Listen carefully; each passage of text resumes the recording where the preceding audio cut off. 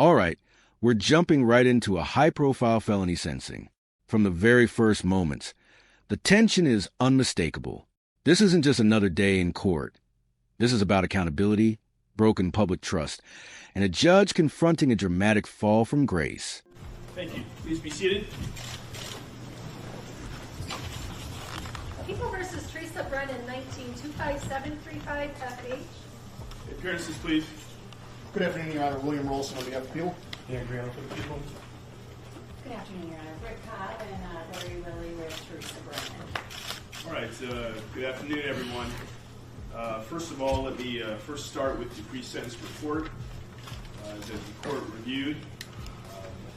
And let me just indicate for the record that I have reviewed the letters that have been submitted on behalf of the defendant, Ms. Brennan, and prepared for sentencing. Any additions, corrections, or deletions, Mr. Willie or Ms. Cobb, with regards to the pre-sentence investigation report? No, Your Honor. Thank you. On behalf of the Attorney General's office? No, Your Honor. Thank you.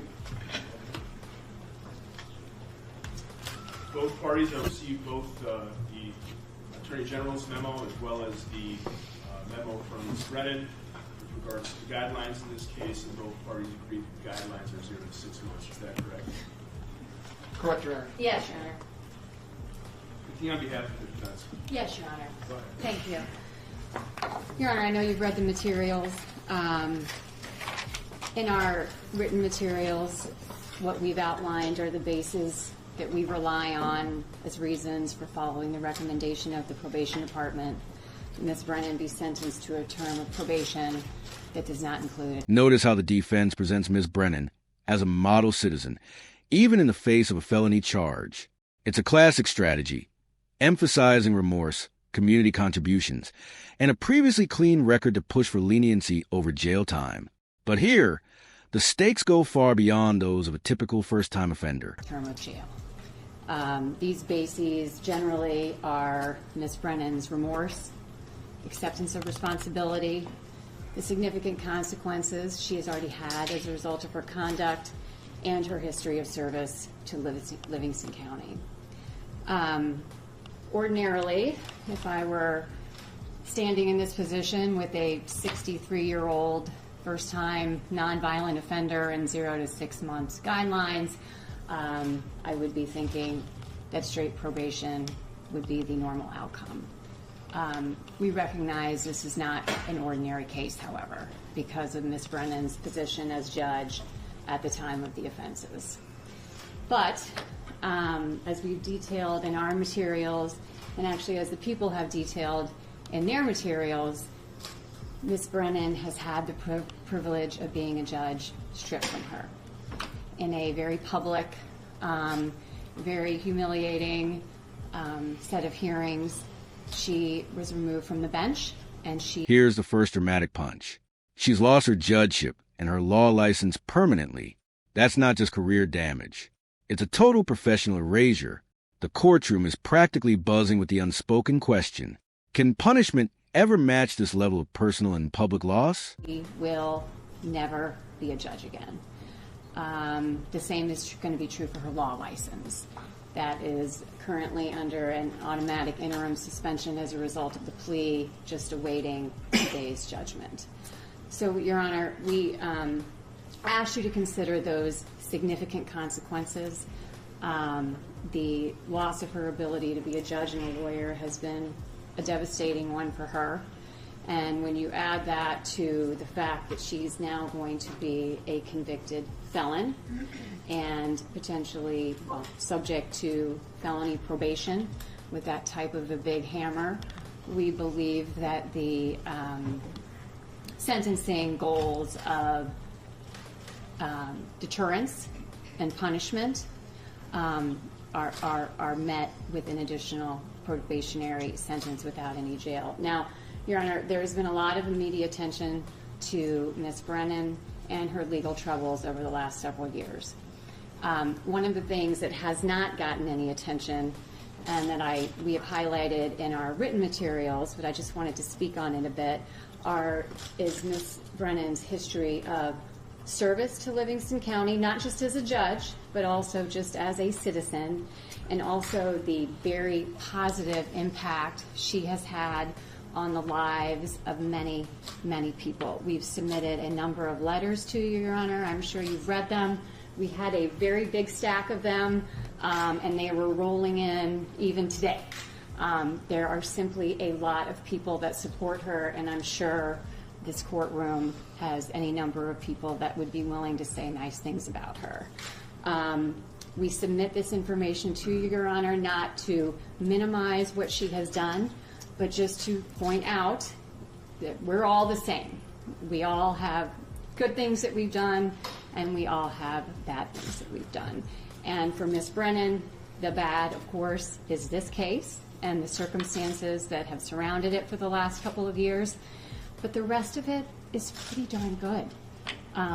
She's 63 years old. She's never been in any trouble. She's a productive person. She was a hard worker. She has a generous heart. She gives her time and talents to other people.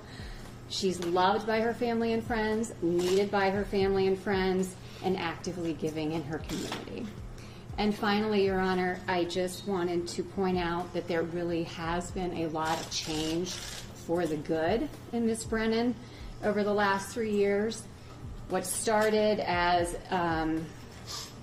emotionally driven, really bad decision-making by her at the beginning of her divorce really spun out, and she has faced challenge after challenge after challenge over the last 3 years. Pay close attention here. The defense is emphasizing personal growth. Demonstrating reflection and change in court isn't just emotional. It can sway sentencing decisions. But the real question is, how much should personal transformation matter when weighed against a breach of public trust? Culminating, of course, with us being here today for a felony sentencing. This has all been very public. She's received a lot of loud and harsh criticism, but as we would hope to see from someone who truly accepts responsibility for what they did and who truly is remorseful, none of this has resulted in her being angry or resentful or deflecting blame. It's been quite the opposite. It's resulted in her being humbled. It's resulted in her having a lot of positive personal growth and just a overall improvement in her outlook and perspective. Now, this, of course, was not easy, and it did not happen overnight, and it was a process. And I think she probably will talk to you more about it, Your Honor, but I'm sure you've read her statement in the pre-sentence report.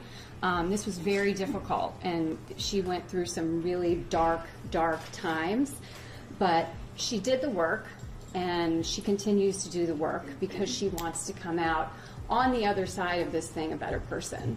Because upon reflection, she realizes that not only did her behavior, was it below what we expect of judges, it was below what she expects of herself. And that's all I have, Your Honor. Thank you very much, Ms. Scott. Anything else on behalf of the defense? Your Honor, I believe Ms. Brennan would like to address the court. Okay, Ms. Brennan, you can address the court. Please stay behind the podium.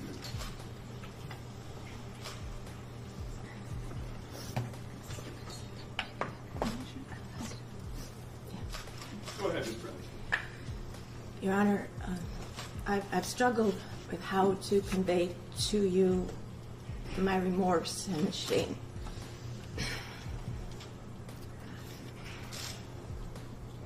Now we reach the raw human moment. Ms. Brennan speaks directly to the court. This is where the script fades and reality takes over.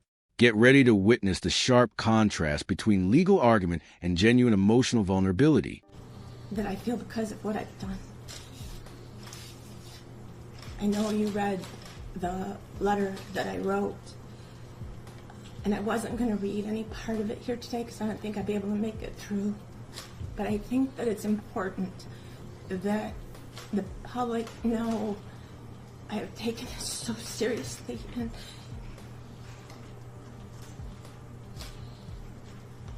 so I'm gonna try to read a little bit of it. No good answer exists as to why I lied to Mr. Kaiser during my divorce deposition. That was ignorant, foolish, and wrong. I'm devastated. I've lost my career, and I'm a felon. My husband and I, we didn't have children. As a result, we threw ourselves into our careers.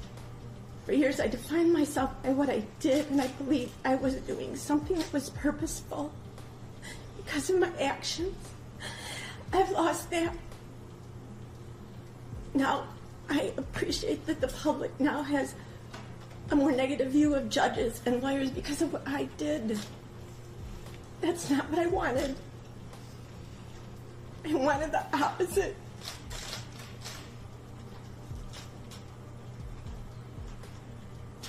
My family and friends have suffered because of my actions. I hate that I put them through this. I've been publicly shamed, I'm humiliated, and I am embarrassed.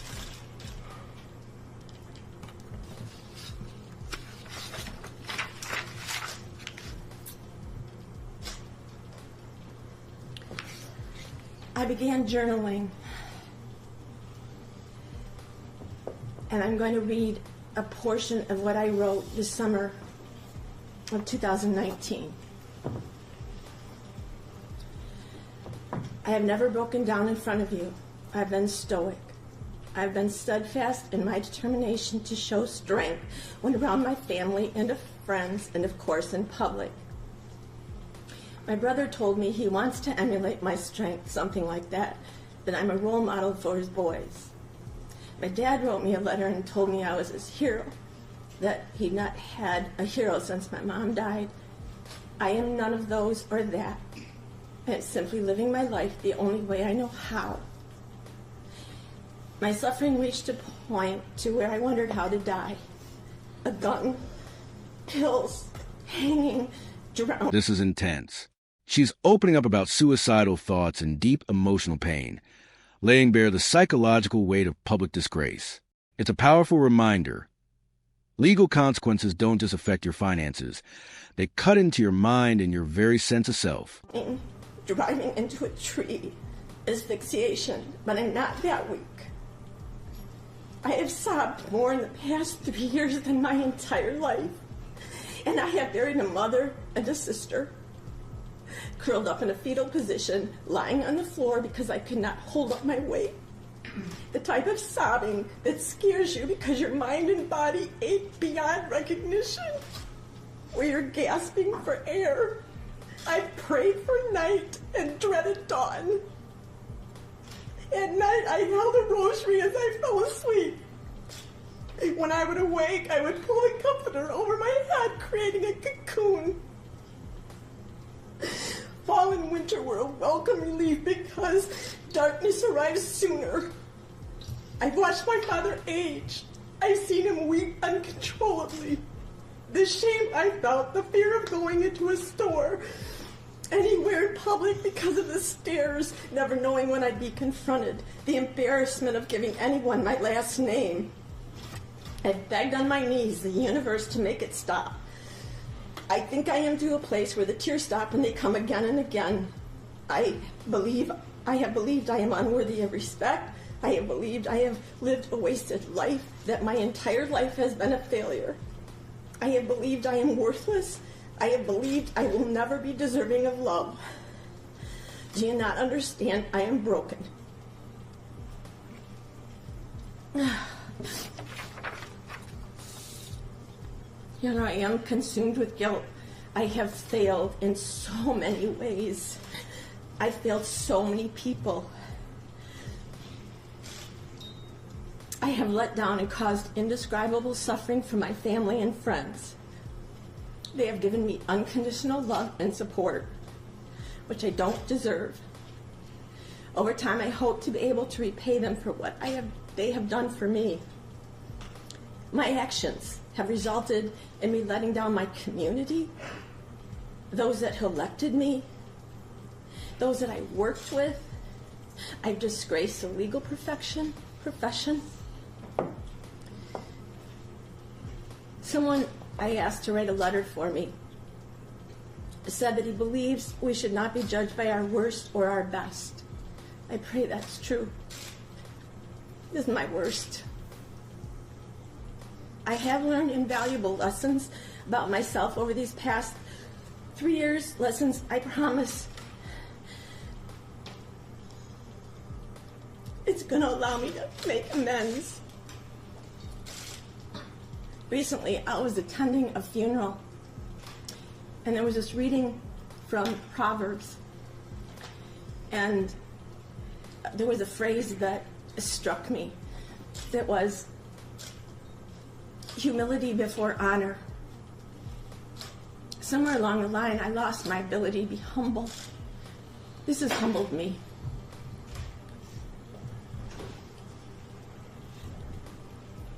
I don't feel sorry for myself. I blame only myself. I know I have much to be grateful for. I ask for mercy. Thank you, Ms. Brennan. Anything on behalf of the defense? Anything else? No, Your Honor, thank you. Anything on behalf of the people? Did the court want to address the root issue on the record? Do you have any, Mr. Root, Mr. Root, pursuant to the Crime Victims' Rights Act, can speak? Go ahead. I've spoken with his counsel, Mr. Kaiser. Mr. Root is not in the building. He did not come to court today. He hopes the court has read his correspondence, and I believe the court has that. Is that correct? I have. Okay, and I think also. Appreciate his statement. Okay, very good. With that in mind, then, if I can allocute, Judge. Okay. And the reason, just so the record, pursuant to the Crime Victims' Rights Act, I did believe that met the standard based on what was represented in the court at the time of the plea, but we can move forward. Thank you. And I did inquire of Mr. Kaiser if he felt that his client was incapacitated, and he had indicated he did not think he was. I mean, he was able to converse and whatnot, but that. With that in mind, Judge, I know you've received our sentencing memorandum.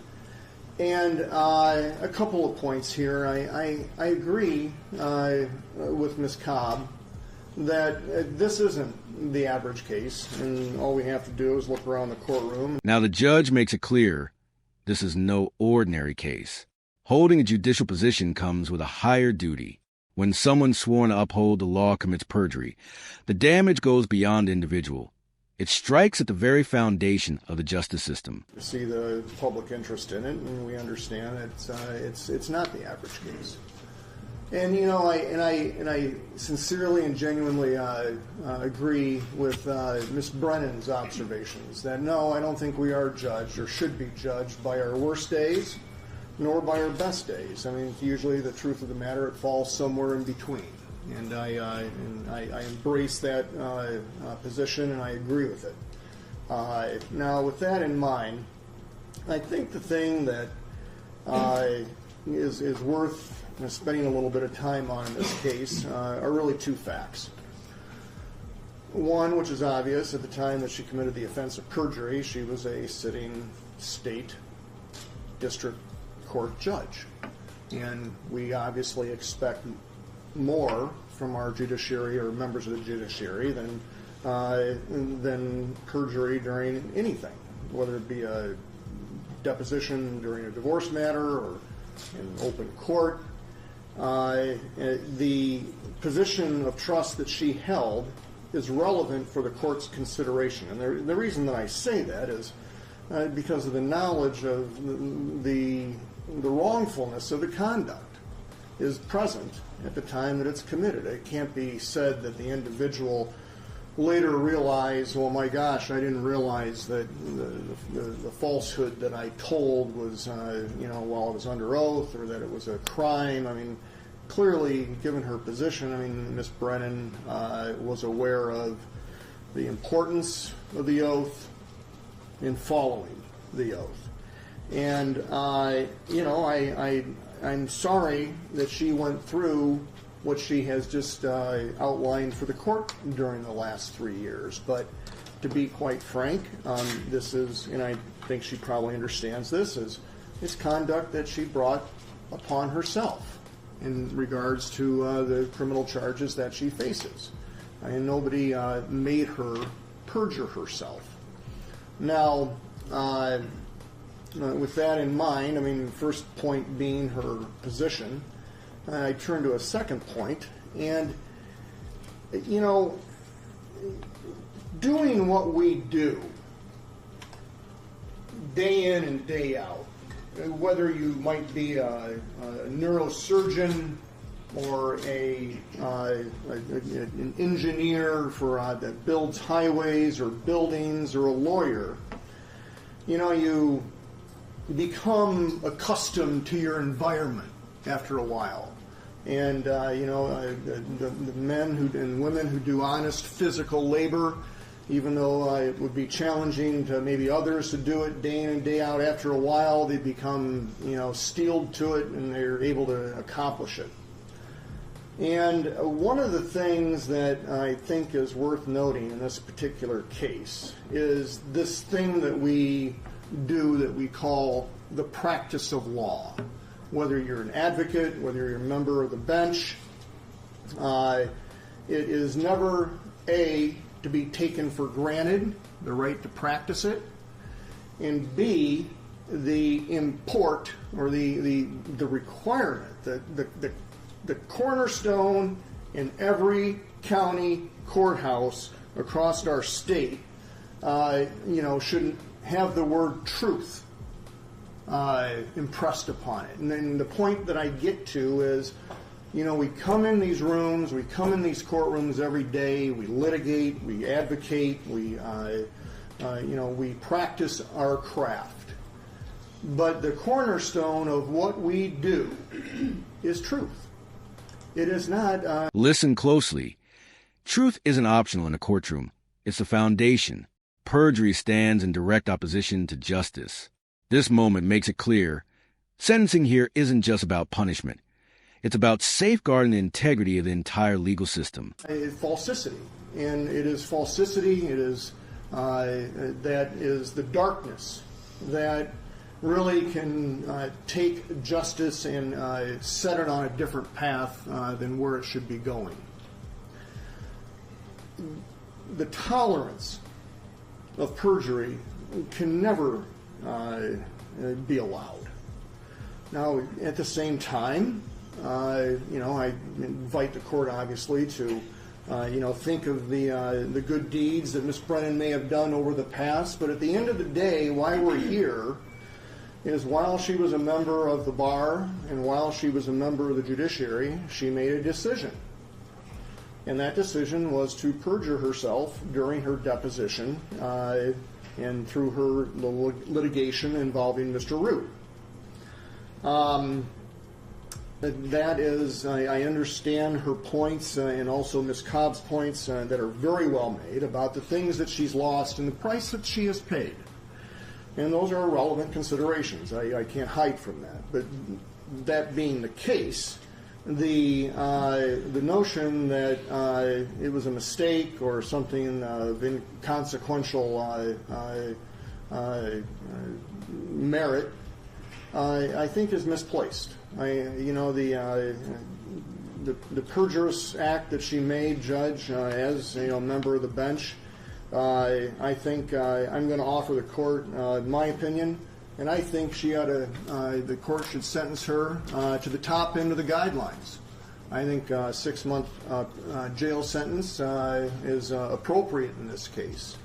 With that in mind, Judge, I'm grateful for the court's time, and I'll yield now.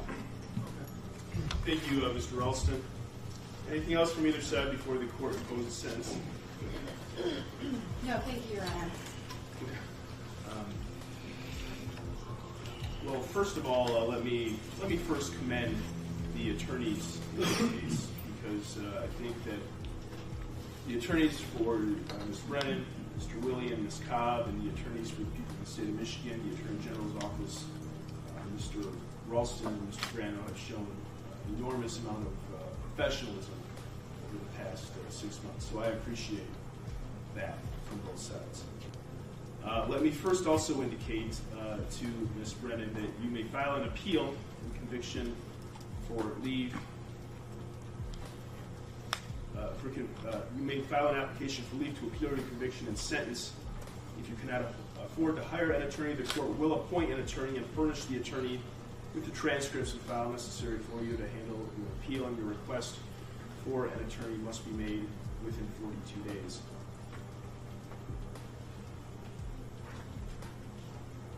Now, with regards to some aspects of the sentence, I will indicate you must perform 200 hours of community service. You must obey all court orders. You must not engage in any assaultive, abusive, threatening, or intimidating behavior. You must not have verbal, written, electronic, or physical contact without permission of the field agent with anyone you know to have a felony record. And must not have verbal, written, electronic, or physical contact with anyone you know to be engaged in behavior that constitutes a violation of any criminal law of any unit of government. You must not use any object as a weapon. You must not own, use, or have under your control or area of control a weapon of any type or any imitation of a weapon. And you must not be in the company of anyone you know to possess these items. You must comply with written and verbal orders made by the field agent. And you must allow the field agent into your residence at any time during probationary supervision. You must submit to a search of your person and property, including but not limited to your vehicle, residence, and computer without the need of a warrant if the field agent has reasonable cause to believe you have items which violate the conditions of your probation. You must report any arrest, police contact, and loss of employment or change of residence within 24 hours, weekends and holidays accepted. You must comply with DNA testing and pay a $60 fee, state costs in the amount of $68, crime victims assessment in the amount of $130, court costs in the amount of $550. You are prohibited from the use of any controlled substance with regards to any issues of controlled substance use.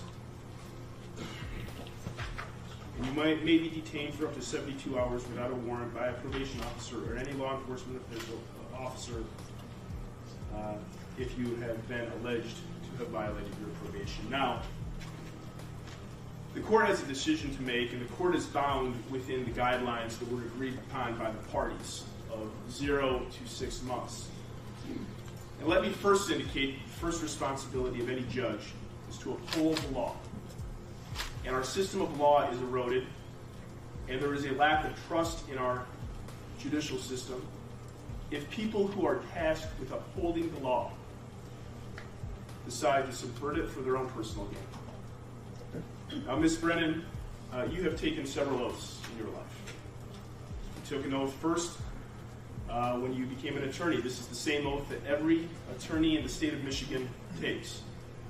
And part of that oath was, and I will quote, "I will employ for the purpose of maintaining the causes confided in me such means only as are consistent with truth and honor.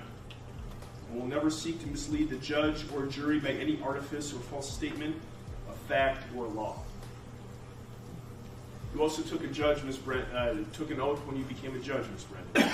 You took an oath to uphold the Constitution of the United States, the Constitution of the state of Michigan, and the laws of the state of Michigan. And when you were a judge, you required, as all judges do, people who came before you to tell the truth. It doesn't matter if it was a family law case, or a civil case, or a criminal case. You required them to tell the truth. And the reason you, like all judges, required people that came before them to tell the truth is because the whole purpose of a criminal proceeding, or a civil proceeding, or a family law proceeding, any court proceeding, it really is a search for the truth. And when individuals come into court or go to a deposition and knowingly lie, that undermines that search for the truth. That is why we have perjury as a serious crime in Michigan, because our society simply does not accept people who actions in which people come into court and lie, or come to a deposition and lie. I don't doubt that you regret your actions, Ms. Brennan. I don't doubt that you were genuine with what you said. And I appreciate what you had to say. But there's also another oath that you took, and you took an oath during the deposition in your divorce case, another oath, and you swore to tell the truth in that deposition. 28 Call 05. Even after considering her remorse, the court emphasizes accountability. This is a reminder. Privilege and knowledge increase responsibility. The more you know the law, the harsher the consequences for breaking it. And that's why we're in court today. Because on that day, you decided that you would lie to benefit yourself and to protect yourself. And even though you made others and required others to tell the truth, when it came your time to have to raise your hand to tell the truth, you decided that you weren't going to do it. And so the request for probation, as far as this court is concerned, based on these actions, which are utterly unacceptable for a person who took an oath many times or a couple of times to uphold the law, required others to tell the truth. A probationary sentence under those circumstances would be wholly inadequate. These actions, it would be an understatement to say, are unacceptable. And that behavior is unacceptable. And a jail sentence in this case for those reasons would be more than appropriate as far as this court's concerned. And it will be the same. And here it is, the sentence. Jail time, probation, fines, community service. This isn't just a personal punishment. It's symbolic. The message is clear, everyone watching. When a judge commits perjury, the consequences are real, and no one is above the LAWES with real-world consequences. No exceptions.